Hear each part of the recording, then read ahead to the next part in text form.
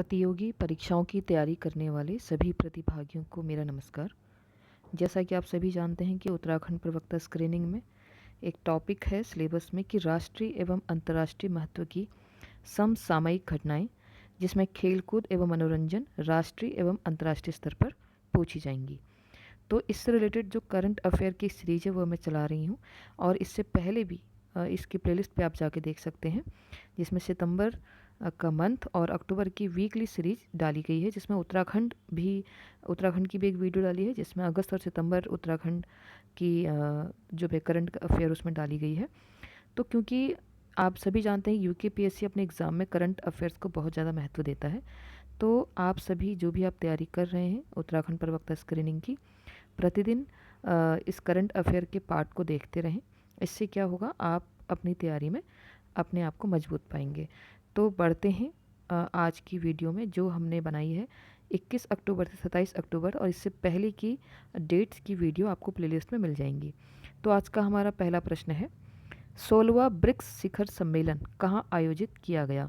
पहले तो आप ये भी ध्यान रखिए कि अभी 2024 में कौन सा ब्रिक्स शिखर सम्मेलन है, 16वां, और ये कहाँ आयोजित किया गया। नई दिल्ली भारत, कजान रूस, बीजिंग चीन, या जोहान्सबर्ग दक्षिण अफ्रीका। तो उसका राइट आंसर है ऑप्शन नंबर बी, कजान रूस। हो सकता है कजान करके पूछ ले, तो आप याद रखेंगे कजान रूस में है। तो 16वां ब्रिक्स शिखर सम्मेलन 22 से 24 अक्टूबर, आप डेट भी याद रख सकते हैं।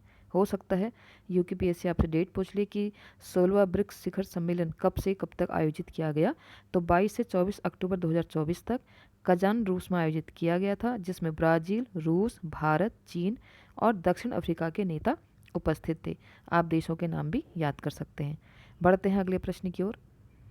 दिल्ली और एनसीआर क्षेत्र में जीआरएपी के चरण 2 को लागू करने का प्राथमिक कारण क्या है। प्रश्न ऐसे भी आ सकता है कि जीआरएपी क्या है, ठीक है, किससे संबंधित है। तो आप ध्यान रखेंगे दिल्ली और एनसीआर में जो जीआरएपी का चरण 2 लागू किया जा रहा है, ये दिल्ली एनसीआर से संबंधित है, और उसकी डिटेल में अभी हम जाते हैं। ऑप्शन है पानी की कमी, प्रदूषण का बढ़ता स्तर, यातायात की भीड़, या वर्षा में वृद्धि। तो इसका राइट आंसर है ऑप्शन नंबर बी, प्रदूषण का बढ़ता स्तर।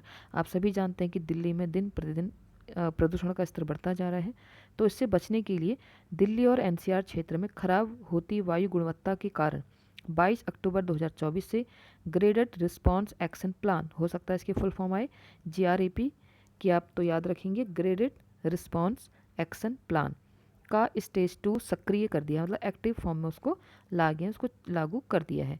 दिल्ली और एनसीआर में जीआरएपी का चरण 2 और उसकी फुल फॉर्म है ग्रेडेड रिस्पांस एक्शन प्लान। ठीक है, कब से लागू हुआ, 22 अक्टूबर से लागू हुआ, और इसका प्राथमिक कारण क्या है, प्रदूषण का बढ़ता स्तर। बढ़ते हैं अगले प्रश्न की ओर। संयुक्त राष्ट्र जैव विविधता सम्मेलन COP16 कहाँ आयोजित किया जा रहा है। ब्राज़ील, कोलंबिया, चीन, कनाडा। तो उसका राइट आंसर है ऑप्शन नंबर बी, कोलंबिया। तो संयुक्त राष्ट्र जैव विविधता सम्मेलन COP16 21 अक्टूबर 2024 को कोलंबिया में शुरू हो गया है, जहां लगभग 200 देश, तो आप अंडरलाइन कर सकते हैं कितने देश, पूछ सकता है कि संयुक्त राष्ट्र जैव विविधता सम्मेलन में कितने देश भाग ले रहे हैं। 200 देश वैश्विक जैव विविधता प्रतिबद्धताओं पर प्रगति का आकलन करेंगे। ठीक है, आप देशों की संख्या याद कर सकते हैं, डेट याद कर सकते हैं कब से शुरू हुआ और किस जगह पे हुआ, कोलंबिया पे शुरू हुआ, और किसकी बात करें, संयुक्त राष्ट्र जैव विविधता सम्मेलन COP16। बढ़ते हैं अगले प्रश्न की ओर। बंगाल की खाड़ी में 25 अक्टूबर 2024 को उड़ीसा तट पर आने वाले भीषण चक्रवाती तूफान का नाम क्या है। अब जो भी इसमें ऑप्शन है, वायु, फानी, दाना, अम्फान, इसमें से माना इसका, चलो अभी हम पहले आंसर की तरफ बढ़ते हैं। इसका राइट आंसर है ऑप्शन नंबर सी, दाना। बंगाल की खाड़ी में दाना नामक भीषण चक्रवाती तूफान ताकतवर होता जा रहा है और 4 किलोमीटर प्रति घंटे की रफ्तार से ओडिशा तट की ओर बढ़ रहा है। इसके 24-25 अक्टूबर की रात भीतरनिका और भद्रक या बालासोर के बीच टकराने की उम्मीद है।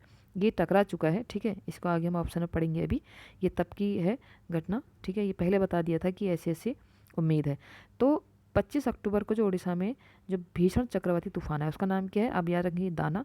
हो सकता है प्रश्न ऐसे आ जाए कि दाना क्या है, तो दाना क्या है, दाना एक चक्रवात का नाम है जो ओडिशा के तट पर आया। अब इसमें कौन कौन से स्तर या किस के बीच टकराया, तो वो आगे प्रश्न में पढ़ेंगे। तो अब याद रखेंगे ये कहाँ आया है, ओडिशा में आया है, और इसका नाम क्या है, दाना। बढ़ते हैं अगले प्रश्न की ओर। भारत और पाकिस्तान के किस समझौते की वैधता को अतिरिक्त 5 वर्षों के लिए बढ़ाने पर सहमत हुए, जिसमें भारतीय तीर्थयात्रियों को गलियारे के माध्यम से पाकिस्तान जाने की अनुमति मिल जाएगी? यानी कि ऐसा कौन सा समझौता था जो 5 साल पहले किया गया था और उसको आगे और 5 साल या बढ़ाने की अनुमति आपस में कर ली गई है? तो क्या था वो समझौता किसके बीच था या उसका नाम क्या था?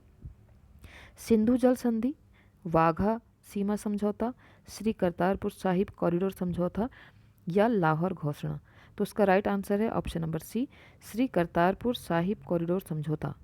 भारत और पाकिस्तान श्री करतारपुर साहिब कॉरिडोर पर समझौते की वैधता को अतिरिक्त 5 साल के लिए बढ़ाने पर सहमत हुए हैं। 24 अक्टूबर 2019 को हस्ताक्षरित मूल समझौता, यानी कि इसको पहली बार जब हस्ताक्षरित किया गया तो उसकी डेट थी 24 अक्टूबर 2019। भारतीय तीर्थयात्रियों को गलियारे के माध्यम से पाकिस्तान के करतारपुर में गुरुद्वारा दरबार साहिब की यात्रा करने की अनुमति देता है। तो इसके मूल हस्ताक्षर यानी कि पहली बार उसको प्रारंभ किया गया था 24 अक्टूबर 2019 को, और इस बार 24 अक्टूबर 2019 को इसको अतिरिक्त 5 वर्ष के लिए बढ़ा दिया गया है और इसका नाम क्या है? श्री करतारपुर साहिब कॉरिडोर समझौता। प्रश्न ऐसे भी आ सकता है कि श्री करतारपुर साहिब कॉरिडोर समझौता कितने वर्षों के लिए बढ़ा दिया गया है? आप याद रखेंगे 5 वर्षों के लिए। और भारत और पाकिस्तान के बीच किस समझौते की वैधता को बढ़ा दिया गया है? तो आप याद रखेंगे श्री करतारपुर साहिब कॉरिडोर समझौता। अगर प्रश्न ये आ जाए कि श्री करतारपुर साहिब कॉरिडोर समझौता मूल रूप में कब हस्ताक्षरित किया गया था? 24 अक्टूबर 2019। तो प्रश्न कैसे भी आए आपको हर तरीके से तैयार रहना है। अगला प्रश्न है, अक्टूबर 2024 में वियतनाम के राष्ट्रपति के रूप में किसे चुना गया? गुएन फुट्रोंग, लेमको, Luong Cuong, Pham Minh Chinh? तो उसका right answer option number C, Luong Cuong. तो वियतनाम की कम्युनिस्ट पार्टी सीपीवी के वरिष्ठ सदस्य लुओंग कुओंग को 15वीं नेशनल असेंबली एनए के 8वें सत्र के दौरान वियतनाम के नए राष्ट्रपति के रूप में चुना गया। तो आप सभी याद रखेंगे वियतनाम के नए राष्ट्रपति का नाम लुओंग कुओंग है, ठीक है। और 15वीं नेशनल असेंबली में 8वें सत्र के दौरान इनको चुना गया, ठीक है। हो सकता है प्रश्न आ जाए कि लुओंग कुओंग कौन है? तो आप याद रखेंगे वियतनाम के निर्वाचित राष्ट्रपति। अगला प्रश्न है राष्ट्रमंडल खेल से, और सभी जानते हैं राष्ट्रमंडल खेल से प्रश्न आता है। जैसे मैंने आपसे पहले ही कहा था कि यूकेपीएससी का राष्ट्रीय अंतर्राष्ट्रीय स्तर पर समसामयिक घटनाएं प्लस खेल और मनोरंजन से संबंधित। तो देखिए खेल का प्रश्न है, 2026 राष्ट्रमंडल खेल किस शहर में आयोजित किए जाएंगे? लंदन, ग्लासगो, मेलबर्न या टोरंटो?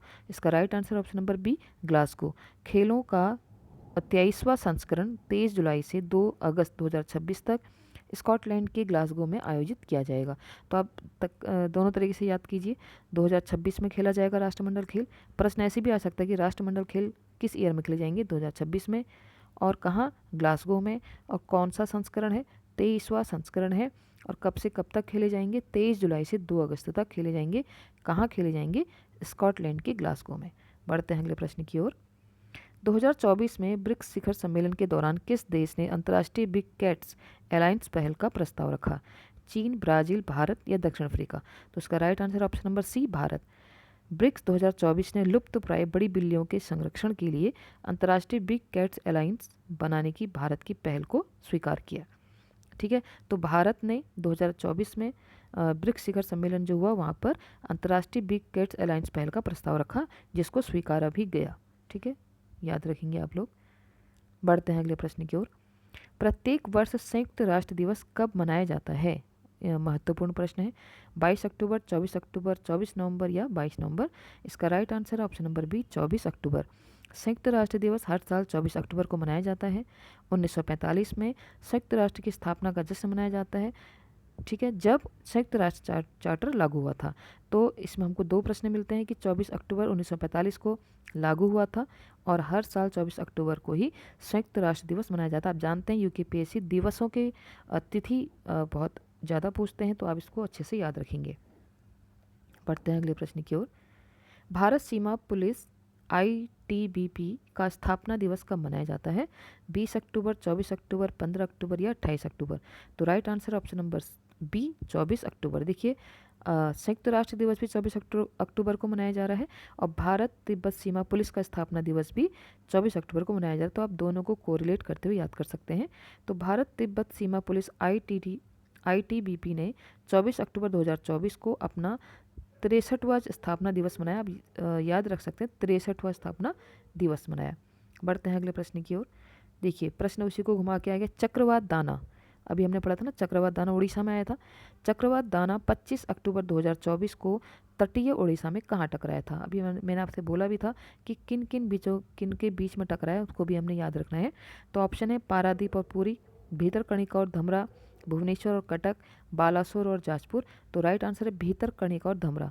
प्रश्न ऐसे भी आ सकता है, भीतरकनिका और धमरा में टकराने वाले चक्रवात का नाम क्या है? दाना। कब टकराया? 25 अक्टूबर को टकराया। कहाँ टकराया? उड़ीसा में टकराया। और किन के बीच टकराया? किन तटियों के बीच टकराया? भीतरकनिका और धमरा। अगला प्रश्न है, उद्घाटन खो खो विश्व कप 13 से 19 जनवरी 2025। उद्घाटन खो खो विश्व कप 13 से 19 जनवरी 2025 तक कहाँ आयोजित किया जाएगा? मुंबई, कोलकाता, नई दिल्ली, हैदराबाद। तो उसका राइट आंसर है ऑप्शन नंबर सी, नई दिल्ली। अब याद रखेंगे, उद्घाटन खो खो विश्व कप 13 से 19 जनवरी तक के बीच में खेला जाएगा। और कहाँ खेला जाएगा? नई दिल्ली। खो खो विश्व कप की आधिकारिक टैगलाइन क्या है? ये भी इंपॉर्टेंट क्वेश्चन है। इसकी आधिकारिक टैगलाइन क्या है? हैशटैग खो खो for all, hashtag kho kho rising, hashtag the world play kho, या hashtag the world goes kho. तो उसका right answer option number D, hashtag the world goes kho. ठीक है, तो ये थे आज हमारे 21 से 27 अक्टूबर तक के राष्ट्रीय एवं अंतर्राष्ट्रीय महत्व की समसामयिक घटनाएं। मैंने इसमें आपको राष्ट्रीय अंतर्राष्ट्रीय बताई और खेलकूद और मनोरंजन संबंधित बताई। तो ये उत्तराखंड प्रवक्ता स्क्रीनिंग के पाठ्यक्रम से बहुत महत्वपूर्ण है। उसके साथ साथ ही यूकेपीएससी के other exam and all government exam के लिए बहुत इंपॉर्टेंट ये वीडियो है। आगे भी आप इसमें जुड़े रहिए और अदर्स इन्फॉर्मेशन के लिए आप प्लेलिस्ट चेक कर सकते हैं, चाहे जैसे यूकेपीएससी की हिंदी है और उसके साथ साथ करंट अफेयर के उत्तराखंड की सीरीज, ये सब आप प्लेलिस्ट में जाके देख सकते हैं। तो आज के लिए इतना ही, बहुत बहुत धन्यवाद।